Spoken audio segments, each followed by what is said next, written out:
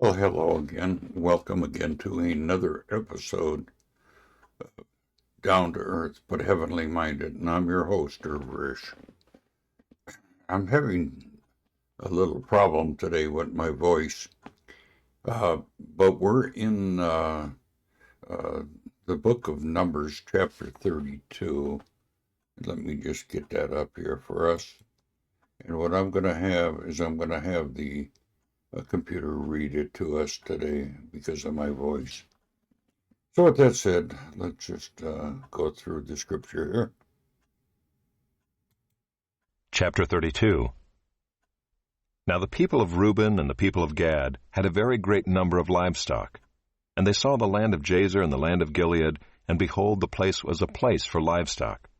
So the people of Gad and the people of Reuben came and said to Moses and to Eleazar the priest, and to the chiefs of the congregation, Ataroth, Dibon, Jazer, Nimrah, Heshbon, Elealeh, Sebum, Nebo, and Beon, the land that the Lord struck down before the congregation of Israel, is a land for livestock, and your servants have livestock. And they said, If we have found favor in your sight, let this land be given to your servants for a possession. Do not take us across the Jordan. But Moses said to the people of Gad and to the people of Reuben, Shall your brothers go to the war while you sit here?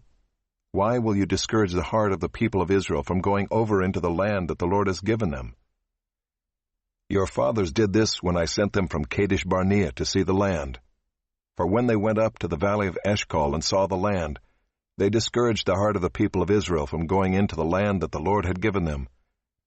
And the Lord's anger was kindled on that day, and he swore, saying, Surely none of the men who came up out of Egypt, from 20 years old and upward, shall see the land that I swore to give to Abraham, to Isaac, and to Jacob, because they have not wholly followed me, none except Caleb the son of Jephunneh the Kenizzite, and Joshua the son of Nun, for they have wholly followed the Lord.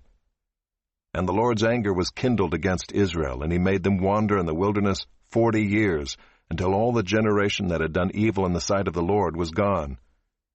And behold, you have risen in your father's place, a brood of sinful men, to increase still more the fierce anger of the Lord against Israel. For if you turn away from following him, he will again abandon them in the wilderness, and you will destroy all this people. Then they came near to him and said, We will build sheepfolds here for our livestock, and cities for our little ones, but we will take up arms ready to go before the people of Israel, until we have brought them to their place. And our little ones shall live in the fortified cities because of the inhabitants of the land. We will not return to our homes until each of the people of Israel has gained his inheritance. For we will not inherit with them on the other side of the Jordan and beyond, because our inheritance has come to us on this side of the Jordan to the east.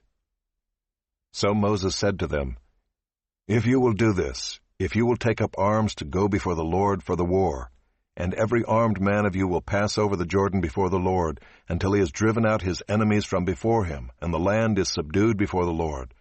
Then after that you shall return and be free of obligation to the Lord and to Israel, and this land shall be your possession before the Lord. But if you will not do so, behold, you have sinned against the Lord, and be sure your sin will find you out.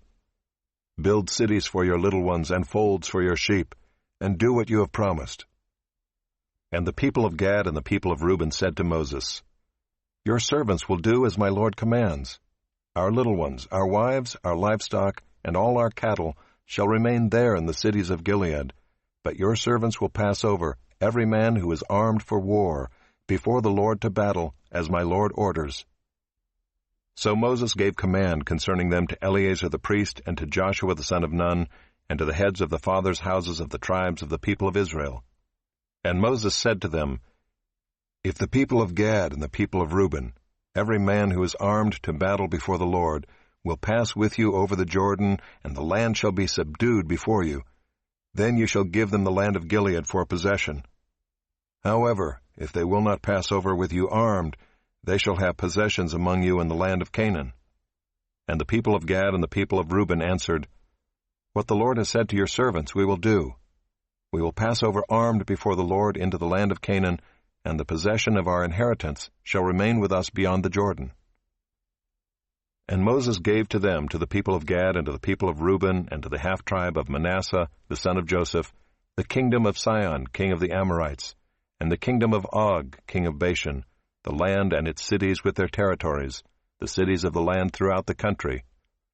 And the people of Gad built Dibon, Ataroth, Aroer, Atroth-Shophan, Jazer, Jogbehah, Beth-Nimrah, and Beth-Haran, fortified cities, and folds for sheep. And the people of Reuben built Heshbon, Elealeh, Kiriathaim, Nebo, and Baal-meon. Their names were changed, and Sibmah. And they gave other names to the cities that they built. And the sons of Machir the son of Manasseh went to Gilead and captured it, and dispossessed the Amorites who were in it. And Moses gave Gilead to Machir the son of Manasseh, and he settled in it.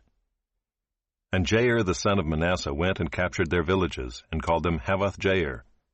And Nobah went and captured Kenath and its villages, and called it Nobah, after his own name. That ends the reading of our chapter for today, and we will be moving on tomorrow into chapter 33 of the book of Numbers. So with that said, bye for now.